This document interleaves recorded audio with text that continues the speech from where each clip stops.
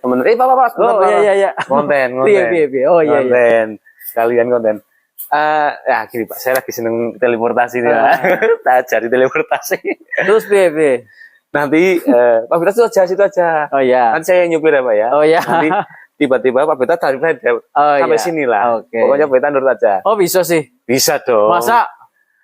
Semua ini karena editor Pak. Pak Beta merem dulu. Oh iya, merem dulu ya. Saya akan baca mantra. Mantranya kali ini ngintip dikit lah ya. Jangan dong, merem aja. Nanti pusing loh Pak kalau perpindahan kayak gini.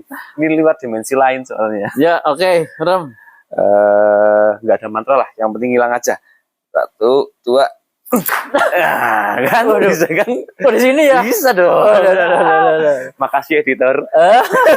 Mau aja Pak Beta diajak kayak gini. Jadi teman-teman kita mau jalan-jalan. Kita mau nyari makan sambil bisik-bisik sedikit. Ayo. Kowe ora ditinggal sama melu. Ya.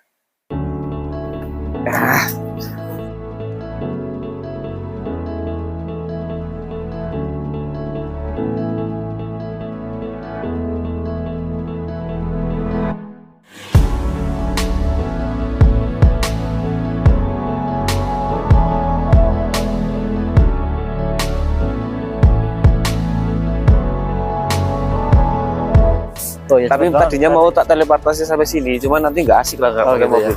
Lewat sini lewatnya. Iya. Oh, sini ya lewatnya. Kita sampai di kafe apa ini Pak? Uno. Oh, ini tadi perjalanannya jauh sekali ya Pak ya? Sekitar 2 menit apa ya? Jauh tapi cepat ya. Agak gerimis ya. Ini agak gerimis ini. Coba nanti kita bikin konten di mana? Asik ya. Menunya apa aja nih menunya? Ya oke teman-teman, lanjutkan tadi ya. Tadi udah nyetel teleportasi saya. Oh tadi ya? Iya. Tadi kesini naik apa naik? Naik mobil sih. Oh gitu. Tadi kan naik, pindahnya teleportasi Pak. Oh gitu. Saya lagi mengasah kemampuan teleportasi. Geser retok ya? Iya. Oke teman-teman, kali ini saya lagi makan-makan sama Pak Beta. Lagi sambil nunggu pesanan sambil kita ngobrol ya.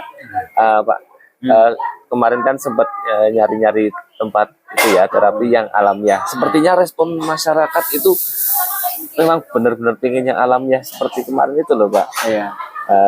Kan bisa lihat video di bawah kan, karena yang pas lagi konsep beta terapi konsepnya alamiah itu benar-benar responnya bagus. Gitu.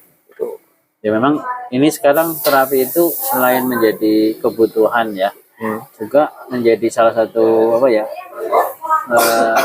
unsur tambahan ketika seorang nggak harus sakit ya, ketika dia hanya butuh relaksasi saja, ketika dia jenuh gitu ya, ketika dia sibuk dengan berbagai pekerjaan, dia kan butuh satu tempat yang apa ya, dilihatnya natural, nyaman gitu ya. Nah kalau misalnya hanya main ke tempat wisata itu kadang kan tidak ada unsur terapi ya. Iya betul. Hanya healing hanya refreshing saja. Refreshing gitu. Ya jadinya. Tapi kalau nanti kita ada tempat-tempat terapi yang natural itu, ini deketin lagi apa ya? Oke. Mau nggak kedengaran? Kasihan teman-temannya di sana. Oh iya dengerin. Oh iya. Nah gitu. Maaf ya terganggu sedikit. Tadi sampai apa? Sampai orang-orang yang piknik ya Pak. Jadi sangat jauh beda ya orang yang piknik terus hanya refresh saja dibanding dengan ada tempat yang bisa untuk refresh tapi juga bisa untuk terapi juga. Nanti memang terapinya terapi komplementer ya, jadi tidak monoton satu jenis terapi saja. Kita nanti lakukan terapi itu kan berdasarkan asesmen awal ya, pengkajian awal. Kita harus gali dulu kira-kira apa masalahnya, terus apa sih kebutuhan dari pasien itu ya, sehingga saya nanti akan menentukan nih terapi apa yang sesuai untuk pasien tersebut. Berarti ada kemungkinan ya Pak, kalau satu orang dengan keluhan tertentu mendapatkan beberapa metode terapi. Betul, bisa, sangat bisa. Misalnya sama-sama kasus vertigo misalnya. Iya. Ternyata setelah dilakukan pengkajian lebih dalam, ada vertigo yang karena faktor angin. Ya. Tapi bisa dengan terapi akupuntur, akupressure, dengan bekam bisa. Ada vertigo yang ternyata karena kelemahan organ liver, organ kantong empedu, atau daya tahan yang kurang. Nah, tapi bisa dengan terapi-terapi herbal. Iya betul. Ditambah lagi dengan akupuntur sebagai terapi kombinasinya. Dan ada lagi kasus vertigo, migrain gitu ya, yang karena faktor psikologis. Nah, iya itu betul. Ya, dengan kejenuhannya, dengan pekerjaannya, atau ini orang-orang yang sering bermain komputer terlalu lama di depan laptop, ya, di depan HP gitu. Iya betul. Itu juga bisa menyebabkan tadi gangguan-gangguan vertigo. Kalau yang faktor psikologis bisa dengan terapi dengan hipnoterapi, ya, dengan NLP terapi juga bisa. Kalau yang faktor-faktor fisik bisa dengan terapi-terapi fisik seperti akupuntur, akupressure, pijat refleksi, bisa dengan herbal. Gitu. Oh iya. Jadi menarik ya. Namanya orang dengan keluhan vertigo itu yang tadi saya Iya. Itu tuh nggak harus berpikir saya mau berobat kemana ya, mau menggunakan metode apa ya. Berarti tinggal datang, setelah di asesmen, dikasih itu terapis yang menentukan atau Pak yang menentukan ini menggunakan terapi ini baiknya seperti disarankan seperti ini gitu ya. Berarti solutif ya maksudnya ya. Ya, jadi kita memang nilai profesionalitas kita juga kita unggulkan ya, karena kita bukan jualan obat, bukan jualan herbal, bukan jualan teknik terapi, gitu. Bukan tukang terapi, tapi kita memang terapis yang basicnya memang dari profesi. Dan terapi-terapi yang ada di kita kan memang dari nursing ya, dari keperawatan komplementer ya. Dan memang basic ini memang mendasari saya ketika melakukan terapi-terapi ini juga melakukan pengkajian yang mendalam, sehingga mencari akar masalahnya dari mana gitu. Tidak semua kasus di bekam, semua kasus di akupuntur, semua kasus di hipnoterapi. Ya enggak seperti itu gitu. Iya. Harus ada diagnosis, harus ada analisa, ya. Lebih awal lagi harus ada asesmennya. Ya, gitu. betul sekali. Seperti ini ya Pak, di sepengetahuan saya di daerah sini ya, terutama di Banyumas mungkin ya, itu kan belum ada ya yang seperti itu ya, yang nge-mixing ya, bahasanya nge-mixing beberapa terapi menjadi satu atau menjadi satu tempat ya, yang lebih tepatnya menjadi satu tempat, juga bisa dikombinasikan untuk keluhan tertentu dengan metode ini. Yang penting adalah keluhan pasien berkurang atau bahkan sembuh. Seperti itu ya Pak ya. Jadi pasien tidak mencari teknik terapi apa, tapi pasien mencari beta terapinya. Karena dalam beta terapi itu nanti ada proses yang harus dilalui. Ini pasien harus dilakukan apa. Alhamdulillahnya kan saya belajar berbagai terapi dari tahun 99 Mas. 99. Itu saya mulai belajar terapi mulai dari prana, belajar energi, termasuk sampai saya belajar tenaga dalam. Itu saya pernah lalui selama 7 tahun dulu. Luar biasa. Jadi dulu saya pernah belajar yang menggunakan berbagai macam ya. Alhamdulillah alirannya aliran Islamik ya. Positif ya. Islam. Jadi kita menggunakan zikir-zikir untuk mengeksplor energinya. Terus belajar pijat refleksi itu tahun 2000-an. 2000. Jadi kelihatan usianya Pak nanti. Ya, belajar akupressure, akupuntur itu saya tahun 2002. Sehingga kalau sekarang terapinya hanya satu jenis itu kan nggak fair. Iya betul. Kalau kita mengatakan terapi ini holistik, kok kita sendiri yang nggak holistik. Gitu. Padahal pada saat pasien mempunyai keluhan, itu kita harus gali nih, ini dari mana? Iya betul. Bisa jadi dan sangat mungkin terjadi adalah ketika pasien, misalnya pasien nyeri head. Saya pernah punya kasus unik ya, pasien nyeri head nih. Nyeri head bertahun-tahun, disminor ya pasiennya. Bertahun-tahun nggak sembuh-sembuh.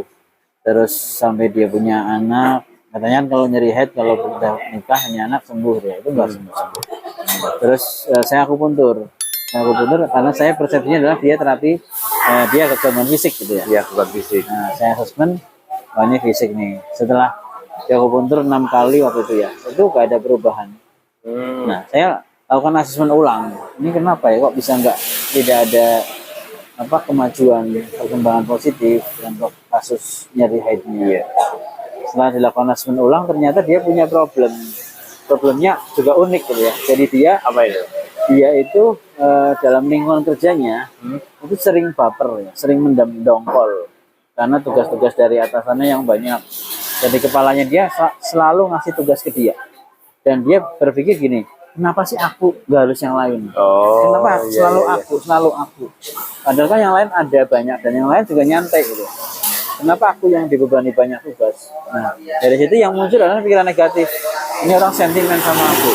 Ini orang mau jahatin aku. Ini orang mesti sama saya benci. Sehingga saya dibebani yang banyak. Nah, itu terbebani selama 11 tahun. Bisa ya seperti itu ya? 17 tahun seperti itu, terus dongkol di pekerjaannya. Dan setelah saya temukan itu, saya lakukan hipnoterapi. Saya lakukan hipnoterapi, waktu itu saya menggunakan teknik guided imagery. Saya lakukan regresi juga ke masa lalu, dan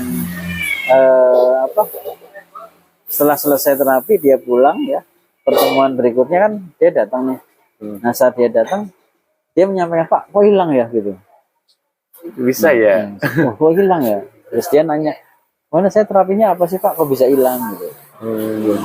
Nah, saya pakai hipnoterapi Bu. Terus hilang gitu.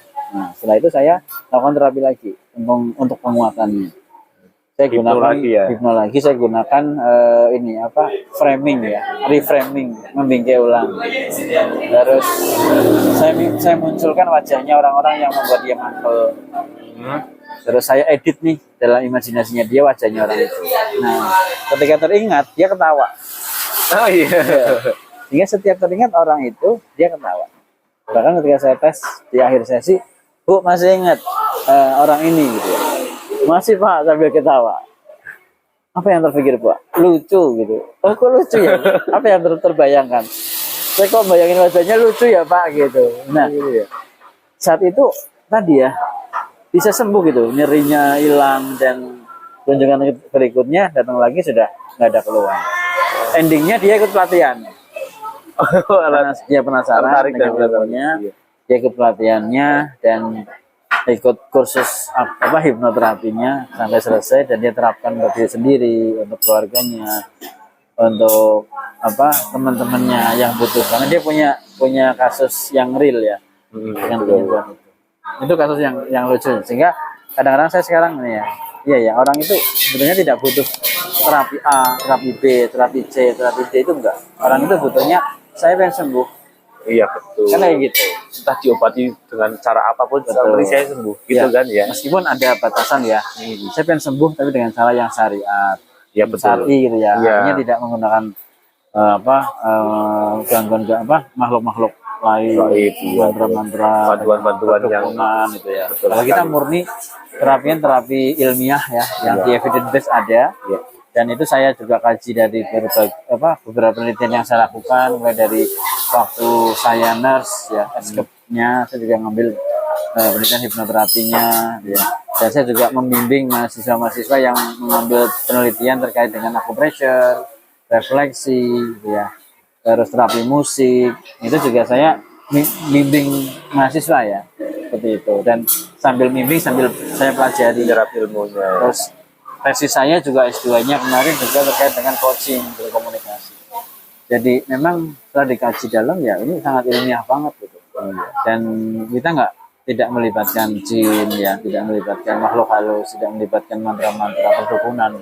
Kita murni dengan teknik komunikasi, kita murni menggunakan teknik-teknik yang real ya, yang nyata. Iya, alamiah sekali ya. Oke, menarik sekali ya Pak Penta ya. Karena jadi gini kan memang ada yang sebagian masyarakat memang ada yang belum percaya apakah iya hipnoterapi bermanfaat. Betul. Itu nanti kita bahas di video selanjutnya Pak. Apakah iya hipnoterapi bermanfaat.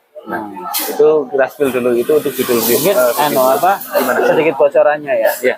Saya belajar hipnoterapi itu kan tahun 2008 2009.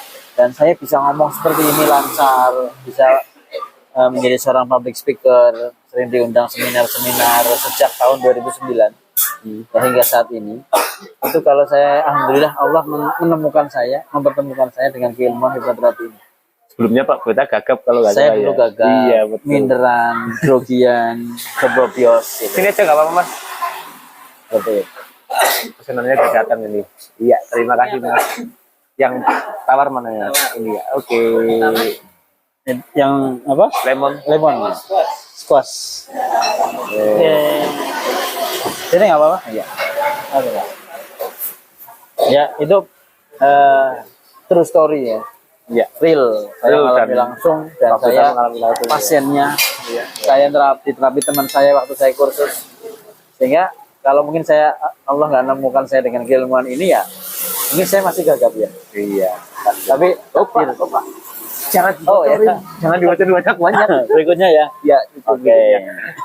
Intinya nanti tadi nih ya Pak ya, karena kesembuhan itu tetap ya Pak ya, Iya. Allah yang Allah yang memberikan. Kita hanya bentuk ikhtiar. Jadi jangan apa namanya Pak, takabur ya. Kita hindari kesombongan manusia ya. Iya, betul. Merasa itu yang nyembuhin saya, wah itu Nah, kesombongan. Ini kan hanya keilmuan yang diberikan oleh Allah untuk membantu orang. Ya, jadi tetap kesembuhan Allah yang menentukan. Begitu ya Pak ya. Kemarin saya ngutip perkataan beliau. Ya terima kasih, cukup sekian dulu video dari kita. Nanti kita bocorin untuk yang apakah hipnoterapi itu bermanfaat atau berefek itu di video berikutnya.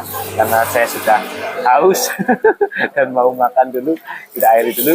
Wassalamualaikum warahmatullahi wabarakatuh. Waalaikumsalam warahmatullahi wabarakatuh.